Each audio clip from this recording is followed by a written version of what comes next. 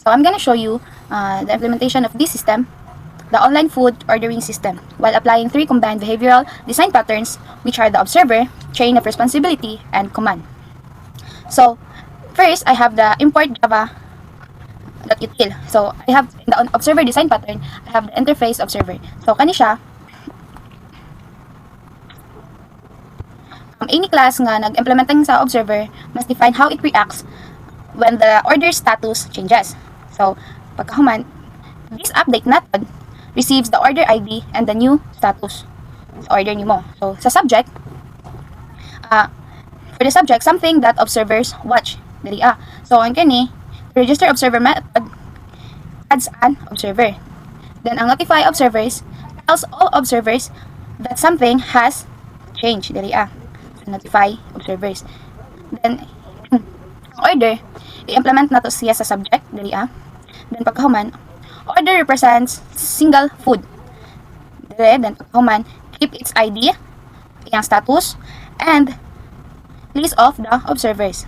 So, ang observers nako is, for example, not for example, but ang akong observer is, na ako'y customer app, complete observers, na ako'y customer app and restaurant app. So, dari na ako dari ay constructor na nag-initialize og order tapos or order ID order nga na ID then ang status niya kay create imong order. Then pagkahuman na ako dari standard getters that returns the orders ID and the status sa order. Then pagkahuman diri nga method i-change niya ang status, changes the order status if validated, paid, or delivered. Prints along log of the change dali i-print niya. Then pagkahuman automatically pag naa siya yung mga new status nga mag-update or mag-change, mag-notify ang mga concrete observers. Later, sa akong gingon kaganina nga validated, paid, or delivered, sa chain responsibility to siya. So later I'm gonna discuss it. Then sa public void register observer, so kaganina sa register observer na method mag-adds og new observer. Then sa notify observer kanang i-trigger niya kanang ang imong order ID, ang og status sa order. Then diri through all registered observers and cause update on them. Diri Then pagkahuman, that's how the customer app and restaurant app get notified automatically when order changes. Kani siya diri nga method. Then pagkahuman, the concrete observers I have is the customer app and the restaurant app. Customer apps whenever update is called, it prints the latest order status. Dili sa customer app, i-print niya ang latest status kung ay validated. So i-print niya makadawat ang customer app og message nga validated ang order, and as well as sa restaurant app nato. Ang order nato kay fries, nya order ID kay fries 1100 ana dan ang iyang status if validated ba, paid na ba, or delivered na. So diri mag-notify na siya or ma-notify ang each concrete observers, ang customer app ug ang restaurant app. Sa chain of responsibility pattern, diri na nato i-connect. So the each handler knows comes next in the chain. Next handler. Then ang protected means nga ma-access niya ng subclass maka-access ani niya diri Then pagkahuman public void kani next handler kani mag-links niya ang handlers kanang in sequence sa validation, kung sequence nga pag plaster nato validation, payment of delivery diri mao ni siya sa next handler. Tapos diri mag-handle ang request abstract method that all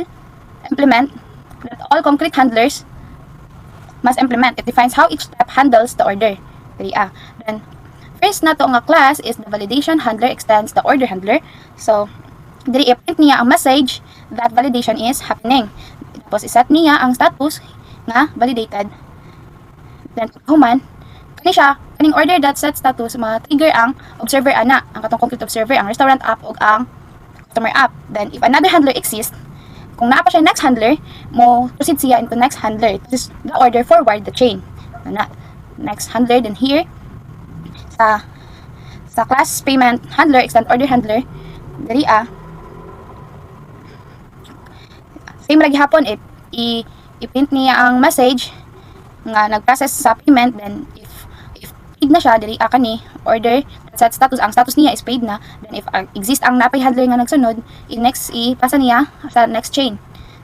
Delivery na sad. After sa payment, mag-deliver na. So sa delivery, same lagi hapon ingani. Ingana. Wait lang. So here, natay class delivery handler, kini siya kay diri nga class i-manage ang delivery. Then diri magprint ta og message about arranging delivery diri then set na to ang status niya out for delivery og another status is delivered. Then next is tapos last naman ni siya nga handler, no. So diri ana pud ta sa command pattern. So as you can see diri wala na siya yung next handler because it is last na sa chain na to. Last na siya sa chain na to, so wala na yung next handler.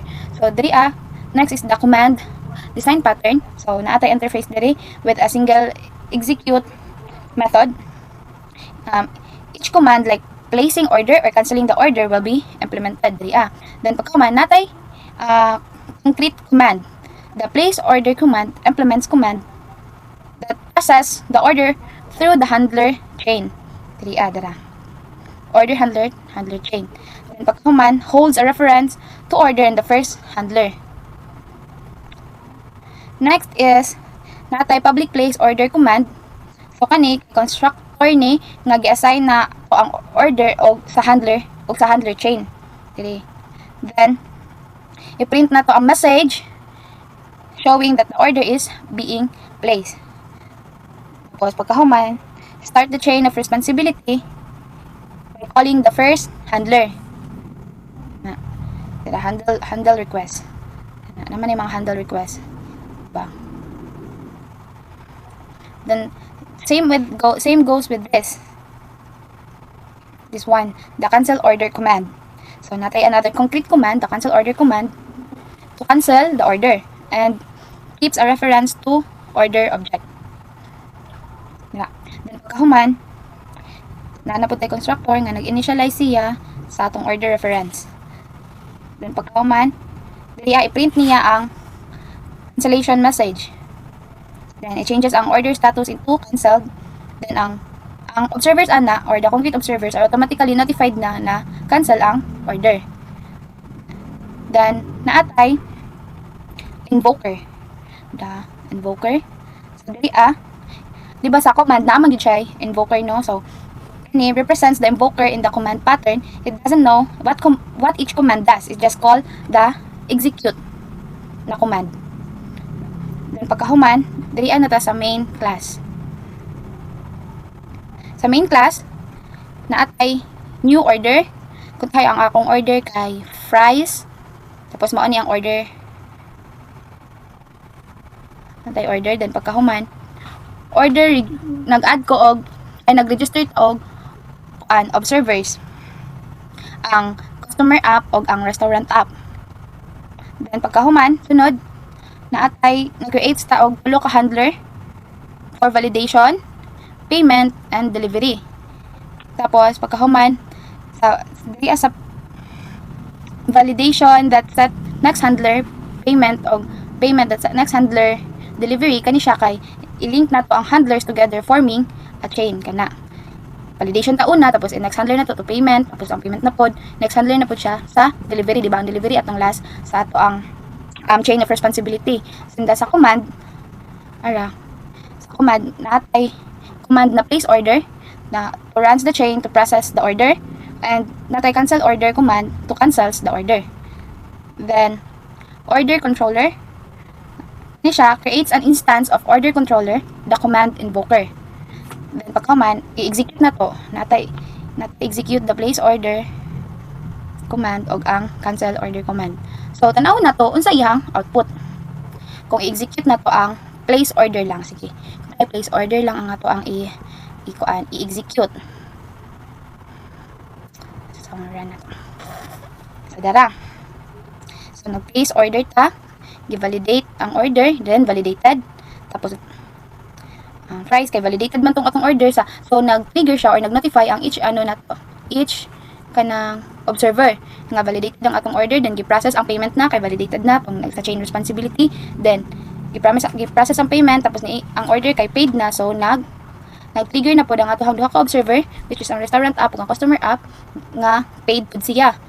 So next, i-deliver na sa delivery handling data, then arranging the delivery for fries. Tapos ang order kay out for delivery, so nag-trigger siya dito as concrete observer nga out for delivery na pod ang ato ang order.